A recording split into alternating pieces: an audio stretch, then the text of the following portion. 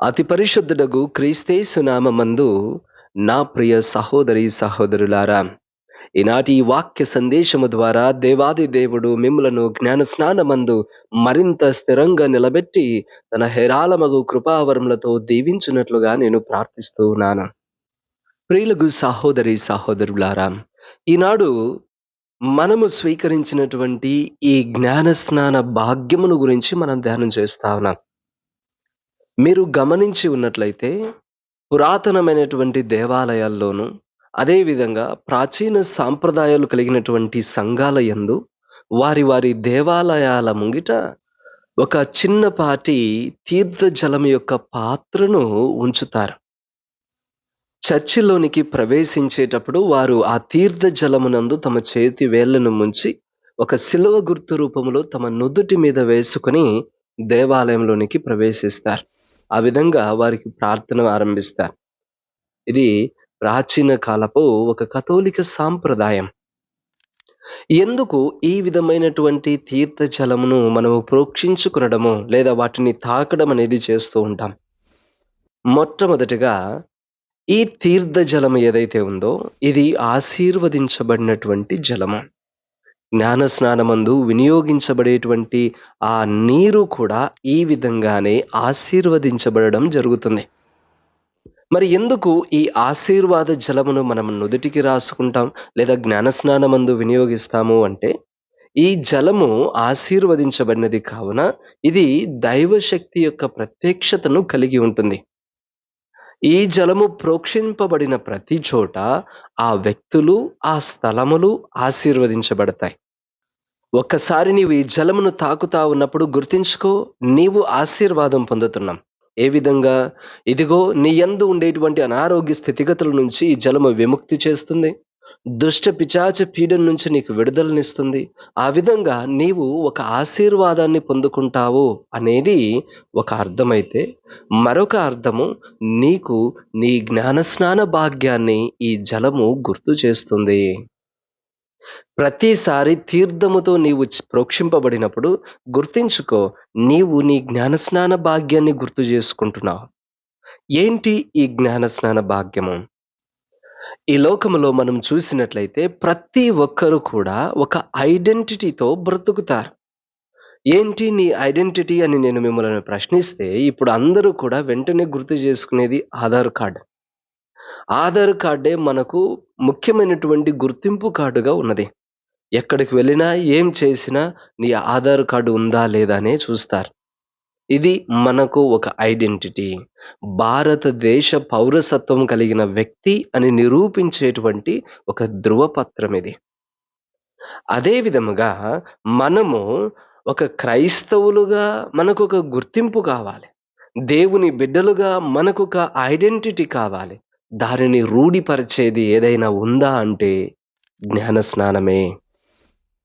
మనం స్వీకరించినటువంటి ఈ జ్ఞాన స్నానము మనకు తిరుసభ యొక్క పౌరసత్వాన్ని, అదే విధంగా దైవరాజ్యం యొక్క పౌరసత్వాన్ని ఇస్తుంది. జ్ఞాన స్నానము యొక్క నిర్వచనాన్ని మీరు చదవండి. అది మిమ్మలను తిరుసభకు, దేవునికి బిడ్డలుగా మార్చేటువంటి దివ్య సంస్కారం అని చెప్పబడుతుంది. అంటే ఇది మనకు ఐడెంటిటీ ఇస్తుంది. తిరుసభలో సభ్యులుగా ఐడెంటిటీ ఇస్తుంది. అదే విధంగా దైవరాజ్య వారసులుగా కూడా మనకు ఒక ఐడెంటిటీ ఇస్తుంది. అంటే ఈనాడు జ్ఞానస్నానం పొందుకున్నటువంటి నీవు నేను దేవుని రాజ్యం యొక్క వారసులుగా మనగలుగుతున్నాము అని మనం తెలుసుకోవాలి. ఆ ఐడెంటిటీ మనకు ఉంది అని మనం గుర్తించుకోవాలి. ఈ జ్ఞానస్నానమందు ఇటువంటి ఒక ప్రత్యేకమైనటువంటి ఒక ఐడెంటిటీని మనం ఎలా సంతరించుకుంటామో తెలుసా? ముందుగా దీనికి ప్రధానమైనటువంటి కారణము, మనము స్వీకరించేటువంటి ఈ జ్ఞాన స్నానము త్రిత్వ దేవుని యొక్క నామ ప్రత్యక్షతతో జరిగింపబడుతుంది. మీరు గమనించినట్లయితే యేసు ప్రభువు జ్ఞాన స్నానము స్వీకరించినప్పుడు అతడు ఆ నీటి నుంచి బయటకు వచ్చిన వెంటనే ఒక పావుర రూపము వంటి పరిశుద్ధాత్మ శక్తి అతని మీద రావడము, అదేవిధంగా పరలోకము నుంచి ఒక స్వరము, ఇతడు నా ప్రియమైన కుమారుడు అని చెప్పడము జరుగుతా ఉంది. ఈ సంఘటనలో మనం చూస్తే ఈ ముగ్గురు త్రిత్వ సర్వేశ్వరులను మనం చూస్తాం. నీటి యందు సుతుడైనటువంటి క్రీస్తు ప్రభువు ఉన్నాడు. ఆ పావుర రూపమున పరిశుద్ధాత్మ శక్తి, ఆకాశము తెరవబడి వినిపించబడినటువంటి ఆ స్వరము పితదేవుని స్వరము.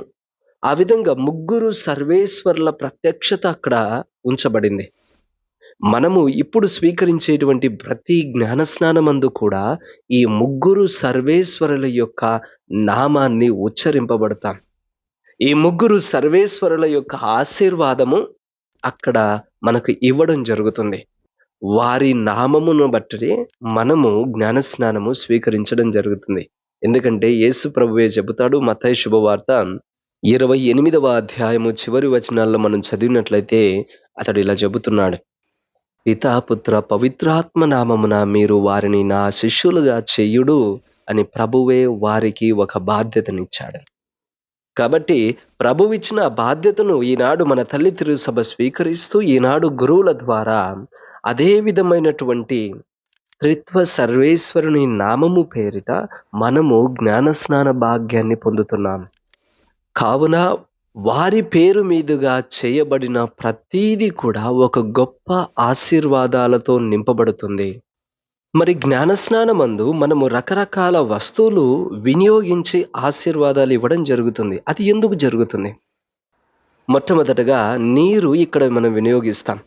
నీరు అనేది జీవానికి, మానవ జీవితానికి ఒక సంపూర్ణ సంకేతం.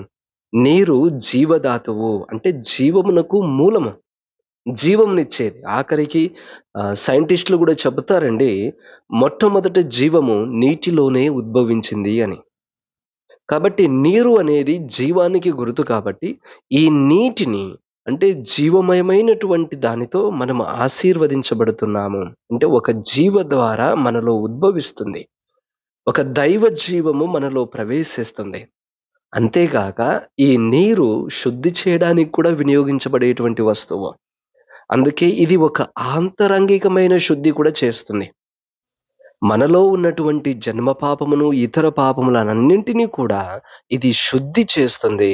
మనల్ని సంపూర్ణముగా పవిత్రులను చేయడానికి వినియోగించబడుతుంది. అంటే అటువంటి ఒక పవిత్రీకరణ కార్యము మనలో జరిగింది, మనము శుద్ధి చేయబడుతున్నాము అని చెప్పడానికి ఈ నీరు అనేటువంటి వస్తువు వినియోగించబడుతుంది. మరి అదే విధంగా మనము క్యాటెక్యూమన్ ఆయిల్‌ను వినియోగిస్తాం. ఇది చెడు శక్తిని జయించగలిగేటువంటి ఒక క్రీస్తు శక్తి నీలో ప్రవేశిస్తుంది అని చెప్పడానికి గుర్తు. అంటే పాపపు స్వభావముతో ఉన్న మనుషులమైన మనము కూడా ఇప్పటి నుంచి దైవశక్తి ఒకటి నీలో గూడు కట్టుకుంటుంది. ఆ శక్తి వలన పాపమును జయించుటకు ఎప్పటికెప్పుడు దేవుడు నీకు శక్తినిస్తాడు అని చెప్పబడుతుంది. మరి క్రిస్మా తైలముతో కూడా అభ్యంగనం జరుగుతుంది. క్రిస్మా తైలము మనల్ని క్రీస్తుకు ప్రతిరూపాలుగా చేస్తుంది. ఎలాగైతే క్రీస్తు దైవ కుమారుడని ఎంచబడతామో మనము కూడా దేవుని బిడ్డలుగా మార్చబడతాం. దేవుని కుమారులుగా, కుమార్తెలుగా, దైవ కుటుంబ వారసులుగా, దేవుని కుటుంబములో ఒక్కరిగా మనము మార్చబడగలిగేటువంటి ఆ భాగ్యాన్ని సూచించుట కోసమే క్రిస్మా తైలం అభ్యంగనం ఒకటి ఉంటుంది. ఇక క్రొవ్వొత్తి అనేది ఆ చిన్నారి బిడ్డకు మనము పట్టిస్తాము జ్ఞానస్నానమందు. ఎందుకు అనగా ఆ వెలిగించబడిన కొవ్వొత్తి క్రీస్తు పాస్కా కొవ్వొత్తి యొక్క వెలుగును సూచిస్తుంది. అది క్రీస్తు వెలుగు. ఈనాడు ఈ జ్ఞానస్నానం పొందుకున్నటువంటి ఈ కుమారుడు లేదా కుమార్తె ఈ క్రీస్తు వెలుగును పొందుకున్నది. ఈ క్రీస్తు వెలుగు వీరి జీవితంలో ఎల్లప్పుడూ కూడా వీరి ఆత్మయందు ఒక వెలిగేటువంటి దివ్వెలాగా, ఆ జ్వాలలాగా ఎల్లప్పుడూ ఉంటుంది. ఈ దీపము వీరిలో ఆరిపోదు, ఈ క్రీస్తు జ్వాల వారిలో నుంచి తొలగిపోదు అని చెప్పబడుతూ ఉన్నది. అంటే వారు ఈ వెలుగునందే కొనసాగాలి ఇక మీదట. ఇక చివరిగా మనము ఒక తెల్లని వస్త్రాన్ని వారికి పట్టిస్తాం. ఎందుకు తెల్లని వస్త్రము అంటే ఒక నిర్మలమైనటువంటి మనస్సును ఇది సూచిస్తుంది. ఈ జ్ఞానస్నానము ద్వారా నీవు నీ పాపములన్నీ తొలగిపోయాయి, నీవు శుద్ధుడివి, నీవు నిర్మలంగా ఉన్నావు, నీ మనస్సు నిర్మలంగా ఉంది, నీ జీవితం ఇప్పుడు పవిత్రంగా ఉంది. అదే నిర్మలమైన స్థితిగతులను నువ్వు కాపాడుకో. దేవుడు ఈరోజు నిన్ను పాప ప్రక్షాళన గావించి నిర్మలంగా చేశాడు. అదే నిర్మలమైనటువంటి పరిస్థితి యందు నీవు నీ ఇతర జీవితాన్ని కొనసాగించాలి అని చెప్పుతూ మనల్ని ఆ పవిత్రతను కాపాడుకొనమని మనకు ఒక సలహాను మనకిస్తుంది. ఈ జ్ఞానస్నానమందు మరొక ముఖ్యమైన వ్యక్తులు ఎవరు అంటే జ్ఞాన తల్లిదండ్రులు. జ్ఞాన తల్లిదండ్రులంటే ఈనాడు మనము ఎవరిని పడితే వాళ్ళని పెట్టేసి ఊరికే పేర్లు రాసేసి వదిలేస్తున్నాం. కానీ జ్ఞాన తల్లిదండ్రులకు చాలా ప్రత్యేకమైన బాధ్యత ఉంటుంది. ఒక గొప్ప ఆధ్యాత్మిక బాధ్యత ఉంటుంది. ఏంటో తెలుసా అది? వారు తాము ఎవరికైతే జ్ఞాన తల్లిదండ్రులుగా ఉంటారో ఆ బిడ్డ ఎదుగుదలను పర్యవేక్షించాలి. ముఖ్యంగా ఆ బిడ్డ యొక్క ఆధ్యాత్మిక స్థితిగతులను వారు అభివృద్ధి పరచటానికి తమ వంతు కృషిని ఎల్లప్పుడూ ఇవ్వగలగాలి అని ఒక గొప్ప బాధ్యత వారి భుజ స్కంధాల పైన ఉన్నది అని ఈనాడు మనం తెలుసుకోవాలి ప్రియులకు సహోదరులారా. ఈ విధంగా చూస్తే జ్ఞానస్నానమందు మనం వినియోగించే ప్రతి వస్తువు, చెప్పే ప్రతి ప్రార్థనకు కూడా ఇలాంటి లోతైనటువంటి అంతరార్థాలు ఎన్నో ఉన్నాయి. నేను మీకు అర్థమవ్వడం కోసము కాస్త క్లుప్తంగా మీకు వివరించడం జరిగింది. మరి ప్రియులకు సహోదరులారా, ఈ జ్ఞానస్నానం గురించి మనం ఆలోచన చేస్తే ఇది ఎలా ఉద్భవించింది? వాస్తవానికి ఇది క్రీస్తు నిజంగా ఒక కొత్తదనంగా సృష్టించబడినటువంటి ఒక కొత్త ఆవిష్కరణ ఏమీ కాదు.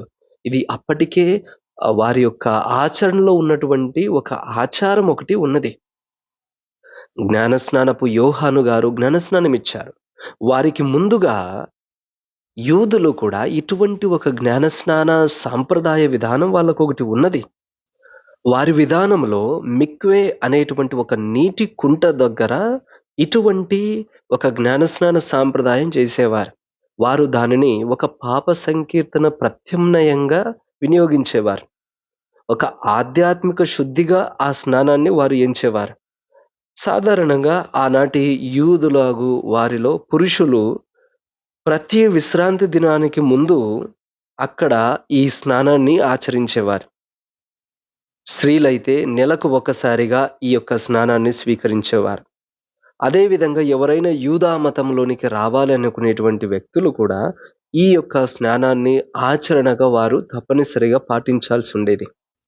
కానీ ఈ యూదుల సాంప్రదాయ విధానాన్ని యోహాను గారు తీసుకొని దానిని కాస్త మార్చాడు.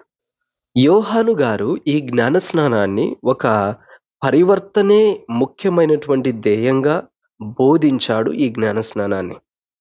అతడు మెస్సయ్య రాక కోసము సిద్ధపడాలి అనేటువంటి ఒక ప్రధానమైనటువంటి దృక్పథముతో ఆ మెస్సయ్య వచ్చేలోగు మీరు మార్పు చెందండి, అతన్ని స్వీకరించండి అనేటువంటి ఒక గొప్ప బోధనను ఆధారం చేసుకుని అతడు యోర్దాను నది చెంత ఈ జ్ఞానస్నాన ఆచరణను ఆరంభించాడు. ఆ విధంగా యోహాను దగ్గరకు వచ్చిన ప్రతి ఒక్కరూ తమ పాపములను అంగీకరిస్తూ పాప ప్రక్షాళనకు గుర్తుగా ఆ యోర్దాను నదిలో ఈ స్నానమును ఆచరింపచేయబడేవారు. కానీ ఎప్పుడైతే క్రీస్తు యోహాను దగ్గరకు వచ్చి ఈ యొక్క జ్ఞానస్నానాన్ని స్వీకరిస్తాడో ఈ జ్ఞానస్నానానికి ఒక కొత్త రూపును క్రీస్తు ఇస్తున్నాడు.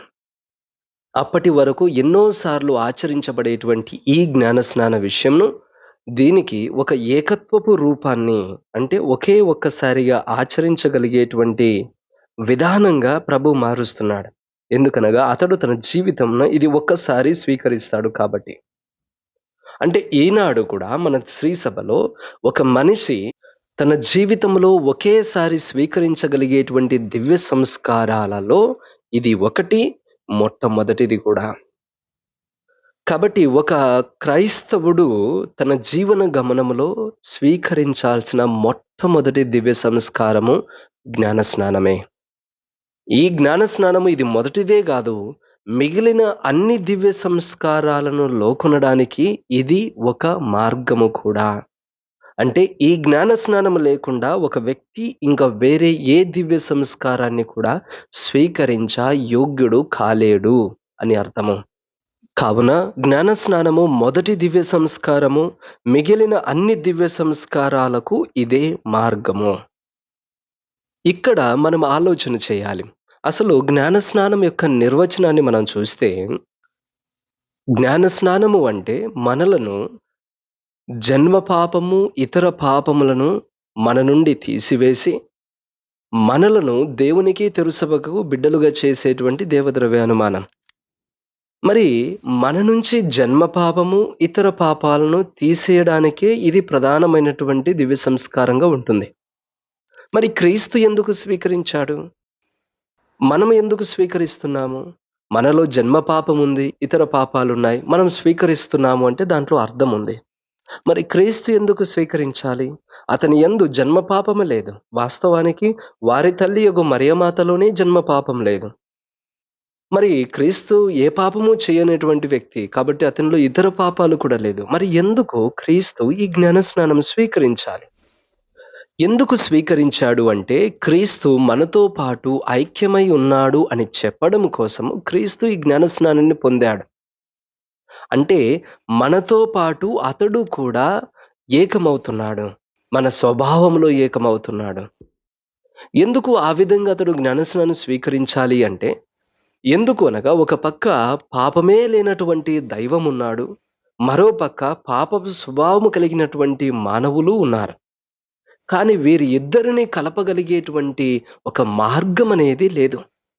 అందుకనే వీరి ఇద్దరిని కలపగలిగేటువంటి ఒక అతి ముఖ్యమైన, అతి గొప్ప శక్తివంతమైనటువంటి మాధ్యమము ఒకటి కావాలి. అదే క్రీస్తు ప్రభువు. ఎందుకు క్రీస్తు ప్రభువు ఈ విధమైనటువంటి ఒక మార్గం అవుతూ ఉన్నాడు అంటే, అతనిలో ఆ గొప్ప దైవశక్తి ఉన్నది. అతడు సంపూర్ణ దేవుడై ఉన్నాడు. అదే విధంగా అతనిలో మానవ స్వభావం ఉన్నది. అతడు సంపూర్ణ మానవుడై ఉన్నాడు. అంటే క్రీస్తులో ఒక పక్క దైవత్వము, మరో పక్క మానవత్వము, ఈ 2 జోడించబడడం వల్ల మానవత్వము, దైవత్వము రెండింటికి ఒక అనుసంధానము, ఒక ఐక్యత అనేది ఇక్కడ ఆరంభమవుతుంది. అంటే మానవ స్థితిగతులన్నీ కూడా క్రీస్తుకు ఇప్పుడు అన్నీ అనుభవపూర్తిగా తెలుసుకుంటున్నాడు. అదే విధంగా దైవ సంబంధితమగు ప్రతి ఆశీర్వాదము కూడా మానవుడు పొందుకోవడానికి యోగ్యత పొందగలిగేటువంటి ఒక మార్గము క్రీస్తు ద్వారా ఏర్పడింది. కొరింథీయులకు రాయబడిన 2వ లేఖ 5వ అధ్యాయము 21వ వచనము. క్రీస్తు పాపరహితుడు, కానీ దేవుడు మన నిమిత్తమై ఆయనను పాపముగా చేసెను. ఎలన ఆయనతో ఏకమగుట వలన మనము దేవుని నీతిగా రూపొందవలెనని అట్లు చేసెను. అంటే పాపముగా ఎంచబడిన మనము క్రీస్తు మనతో ఐక్యమవుట వలన అతని ద్వారా మనము దేవుని దృష్టిలో నీతిని పొందుతున్నాము. దేవుని దృష్టిలో ఒక యోగ్యతను పొందుతున్నాము. కాబట్టియే క్రీస్తు మనతో ఐక్యమవ్వాలి. ఆ ఐక్యతను సూచిస్తూనే ఈ యొక్క జ్ఞానస్నానాన్ని పొందుకున్నాడు. ఈ జ్ఞానస్నానాన్ని పొందుకోవడం ద్వారా ఆ సాధారణ యూదుల ఆచార సాంప్రదాయమైనటువంటి ఈ జ్ఞానస్నానానికి ఒక దివ్య సంస్కారపు విలువను క్రీస్తు ఇస్తున్నాడని కూడా అర్థముంది ప్రియులకు సహోదరులారా. అంటే ఇక మీదట నేను మీలో ఒకడిని అని క్రీస్తు తెలుపుతున్నాడు. కాబట్టి నేను చేసే ప్రతి కార్యము క్రీస్తును ప్రభావితం చేస్తుంది. అదే విధంగా క్రీస్తుతో ఐక్యమయ్యాము కాబట్టి అతని యొక్క ప్రభావము మన మీద ఉంటుంది. అదే విధంగా ఎలాగైతే ఈ జ్ఞానస్నానము తర్వాతనే క్రీస్తు చేసే ప్రతి కార్యము ప్రజలను ప్రభావితం చేస్తూ ముందుకెళ్ళాడో, మన జ్ఞానస్నానము తర్వాత మనము కూడా ఆ క్రీస్తు కార్యాలకు ప్రభావితము గావించబడతాం. జ్ఞానస్నానానికంటే ముందు 30 సంవత్సరాల జీవితం గురించి మనకు తెలియదు. కానీ జ్ఞానస్నానములో ఎప్పుడైతే అతడు మనతో ఐక్య స్వభావాన్ని వెలుబుచ్చుతాడో ఈ విధంగా బహిరంగంగా, అప్పటి నుంచి ప్రభువు చేసిన ప్రతి కార్యము అందరినీ ప్రభావితం చేస్తుంది. అది మన రక్షణ కోసమై ఉంటుంది.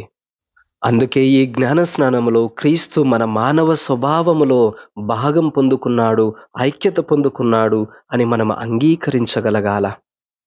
యోహాను రాసిన మొదటి లేఖ 4వ అధ్యాయము 2వ వచనము 2వ భాగంలో మనం చదువుతాం.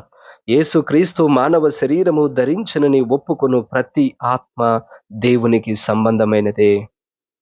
అంటే క్రీస్తు మనతో ఐక్యమయ్యాడని చెప్పుకునేటువంటి ప్రతి ఒక్కడు కూడా దేవునికి సంబంధించినటువంటి వ్యక్తిగా మనము గణించబడతాము అని తెలుసుకోవాలి ప్రియులకు సహోదరులారా. ఈ విధంగా మనుషులతో ఐక్యమైనటువంటి దేవుడు మనుషులను దైవ సంబంధులుగా చేసి ఉన్నాడు. ఈ ఐక్యత కారణంగానే క్రీస్తు సంపాదించినటువంటి ఆ రక్షణ మన సొంతమవుతుంది. ఆయన ఇచ్చేటువంటి ప్రతి రక్షణ ఆశీర్వాదాలకు మనము యోగ్యులమవుతున్నాము. కేవలము ఈ ఐక్యత వలన.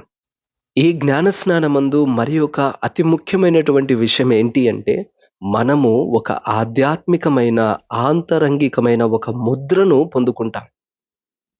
దేవుడు మనల్ని తన దివ్యమగు శక్తి చేత ముద్రిస్తాడు. ఈ ముద్ర ఎవరు చెరపలేనిది.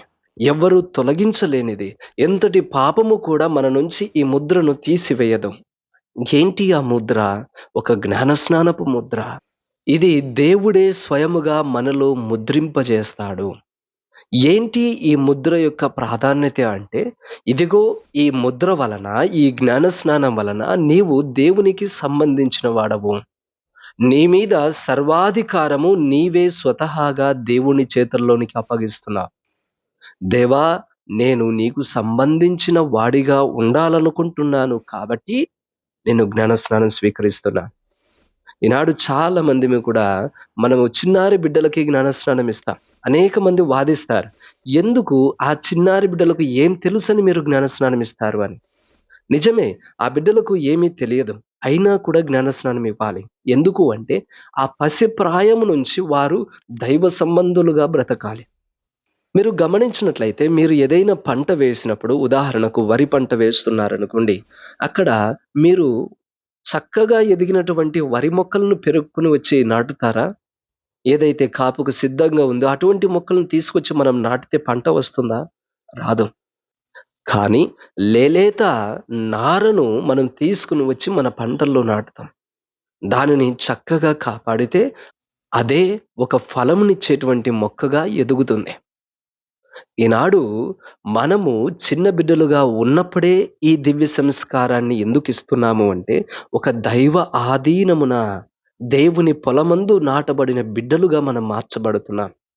దేవుని యొక్క ఒక ముద్ర వారిలో లిఖించబడుతుంది. అంటే అప్పటి నుంచి వారి మీద అతి గొప్ప ఆధిపత్యము దేవునిదే. ఎటువంటి దుష్ట పిశాచ శక్తులు ఏది కూడా వారిని కబళించడానికి ప్రయత్నం చేసినా ఒక సంపూర్ణమైనటువంటి ఆధిపత్యాన్ని వారు సంపాదించుకోలేరు. ఎందుకనగా ఆ బిడ్డ దేవుని ఆధీనమున ఉంది. పైగా ఈ ముద్ర వలననే వారు వారి జీవన గమనములో ఎదిగేటువంటి క్రమములో వారి యొక్క ప్రాణాన్ని కోల్పోయిన వారు దైవ బిడ్డలుగానే మరణిస్తారు. దేవునికి సంబంధించిన బిడ్డలుగానే వారు ఆ తర్వాత కూడా ఎంచబడతారు. కాబట్టి ఈ ముద్ర అనేది మన యొక్క బిడ్డలకు పసిప్రాయం నుంచి మనం ఇవ్వాలి. ఆ పసిప్రాయం నుంచే ఆ దైవ తర్ఫీదునందు వారిని మనము పెంచడం నేర్చుకోవాల. ఒక దైవ పొలములో నాటబడినటువంటి బిడ్డలుగా వారు చక్కటి ఫలాలతో వికసింప చేయబడాలి దేవుని ఆశీర్వాదాల చేత అని మనం ఎంచుతున్నాం. ఈ ముద్ర కారణంగానే ఈ బిడ్డలు ఎప్పటికెప్పుడూ కూడా ఒక దైవాశీర్వాదాన్ని పొందుకుంటూ ఉంటారు. దేవుని సాంగత్యముతో వారు ఒక గొప్ప ఆశీర్వాదాలను, జ్ఞానమును, తెలివితేటలను, అదే విధంగా ఒక దైవ ప్రేరణ ఎప్పుడూ కూడా వారి యందు మొదలవ్వడానికి అవకాశము, ఒక అనువైన మార్గాన్ని ఎంచినటువంటి వాళ్ళమవుతాము. కాబట్టియే చిన్నారి బిడ్డలకే మనము జ్ఞానస్నానం ఇవ్వడము మొదలు పెడుతూ ఉన్నాం ప్రియులకు సహోదరులారా. కానీ ఈనాడు మనము గమనించాల్సిన మరి ఒక ముఖ్యమైన విషయం ఏంటి అంటే, ఈనాడు చాలా మందిము కూడా మనము క్రైస్తవులము జ్ఞానస్నానం తీసుకున్నాం. కానీ ఆ తర్వాత మన జీవన గమనము ఏమాత్రము అందుకు సరైన విధంగా ఉండదు. ఈ జ్ఞానస్నానము ద్వారా మనము దేవునికి బిడ్డలమవుతున్నాం. ఒక బంధం అక్కడ ఏర్పడుతుంది మనకు దేవునికి. కానీ ఈ బంధం ఎలా ఉంటుందంటే నాటబడినటువంటి ఒక మొక్క లాంటిదే.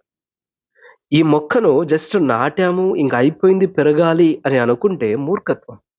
ఏ మొక్కను కూడా నువ్వు నాటినా అది తనకు తానుగా పెరగడము చాలా కష్టం. ఒకవేళ అలా వదిలేస్తే ఆ చెట్టు చుట్టూ అనేకమైనటువంటి గడ్డి పెరుగుతుంది. ఆ చెట్టు ఎదుగుదల కృషించుకుపోతుంది. నీవు నీరు పోయకుండా వదిలేస్తే అది ఎండిపోవడము కూడా జరుగుతుంది. అందుకే ఒక మొక్క చక్కగా ఎదగాలి అంటే దానికి నీరు పోస్తూ, దానిని శుభ్రం చేస్తూ, మనము కాపాడుతూ ఉన్నప్పుడే దాని ఎదుగుదల బాగా ఉంటుంది. లేకపోతే బలహీనమవుతుంది. ఈ జ్ఞానస్నానం పొందుకున్నటువంటి మన బిడ్డలకు కూడా అటువంటి విధమైనటువంటి ఒక కేరింగ్ అవసరము. వారిని ప్రార్థనలో నడపాలి. జపమాలను నేర్పించగలగాలి. అనేకమైనటువంటి దైవ అంశాలలో వారికి తర్ఫీదునివ్వాలి. ఇది జరగాలి. అలా జరగకపోతే ఈనాటి కాలంలో మనం చూస్తున్నాం, చాలామంది కూడా జ్ఞానస్నానం పొందుకున్నటువంటి వ్యక్తులు తమ జీవితంలో కేవలం 3 సార్లు దేవుని సన్నిధి, దేవుని గడప తొక్కుతారు. అది ఎప్పుడో తెలుసా? మొదటిది జ్ఞానస్నానం సమయంలో, రెండవది వారి యొక్క పెళ్లి సమయంలో, మూడవది వారు చనిపోయినప్పుడు. కేవలం ఈ 3 సార్లే. జ్ఞానస్నానం అప్పుడు వారు పసిబిడ్డలుగా ఉంటారు. ఏం జరుగుతుందో తెలియదు. పెద్దలు తీసుకొని వస్తారు, అయిపోయింది. అక్కడ పెళ్లి సమయంలో పెళ్లి జరుగుతా ఉంటుంది. అటు ఇటు పెద్దలు వీరిని తీసుకొని దేవాలయానికి వస్తారు. అసలు ఏం జరుగుతుందో అని తెలుసుకునే లోపు ఆ తతంగం కాస్త ముగిసిపోతుంది. ఇక మూడవది భూస్థాపన సమయము. అక్కడ ఇంకేముంది చెప్పడానికి? నిన్ను ఇతరులు తీసుకొని వెళ్తారు. ఇక అంతా ముగిసిపోయింది. జ్ఞానస్నానంలో నీ మీద నీళ్లు పోస్తారు. వివాహములో నీ మీద అక్షింతలు పోస్తారు.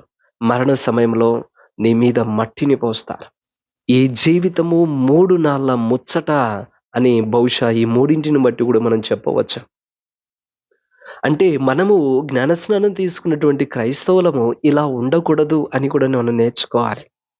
అందుకే ఈ క్రమములో క్రైస్తవులుగా మన పోషణ ఎంతో అవసరము. ఆ బిడ్డల యొక్క తల్లిదండ్రులు, జ్ఞాన తల్లిదండ్రులు ఈ విషయమై శ్రద్ధ వహించాలి. మీ విచారణల్లో మీ గురువులు ఏర్పాటు చేసేటువంటి వివిధ కార్యక్రమాల్లో మీ బిడ్డలను చురుకుగా పాల్గొనేలాగా చేయగలగాలి. ప్రార్థనలు కావచ్చు, సత్యోపదేశ సంక్షేమ క్లాసులు కావచ్చు, ట్రైనింగ్‌లు కావచ్చు, ఏదైనా కూడా అది మన బిడ్డల యొక్క యోగ్యతను పెంచేటువంటి విషయమే అని మనం తెలుసుకుందాం. కాబట్టి ప్రియులకు సహోదరులారా, ఈనాడు మన జ్ఞానస్నానం గూర్చినటువంటి ఒక సంపూర్ణ సమాచారాన్ని నేను మీకు క్లుప్తంగా వివరించాను. ఇది మనం పొందుకున్న జ్ఞానస్నాన భాగ్యములో దాగి ఉన్నటువంటి అంతరార్థము. ఇది మనం ఎల్లప్పుడూ తలంపు చేసుకోవాలి. దేవుని బిడ్డలుగా, ఒక సంపూర్ణమైన బిడ్డలుగా మనము ఎదిగేటువంటి ఒక ప్రక్రియలో ఉన్నాం. కాబట్టి ఈ దైవ బాంధవ్యములో నిరంతరము మనం ఎదుగుతూ, ఆ దైవ కుటుంబములో మనము ఒక సంపూర్ణ సభ్యులుగా మారాలని ఈనాడు ప్రార్థించుకుందాం. ప్రభువు మిమ్ములను హేరాళముగా దీవించుదురుగాక. ఆమేన్.